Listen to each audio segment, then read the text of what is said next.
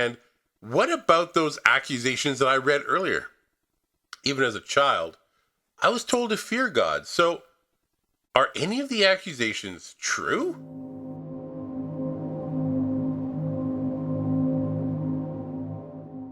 What is fear? I think fear is a common experience. It's a reaction to self preservation and a response to previous experiences triggered by emotion. Unfortunately, fear is often tied to weakness and cowardice. But it is fear that prevents us from doing those things which could endanger us. And yet, fear can also keep us from learning, experiencing, and engaging in parts of the human experience which are ultimately rewarding.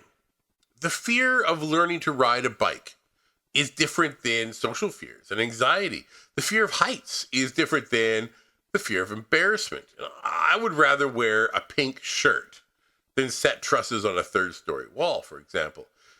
What do you fear? The things you cannot control, the unknown, or something greater, something supernatural? What does that fear look like, and how should we respond? If we read the passage in Matthew 14, we find it has a lot to say about fear. It's the fear of death, the fear of crowds and public speaking, the fear of the unknown, and a holy fear. Consider the actions of Peter in this chapter. So the disciples see someone walking on the water as they're out trying to cross the Sea of Galilee. And then they recognize that it's Jesus, and Peter jumps into the water to join him. Miraculously, Peter begins walking on the water toward Jesus.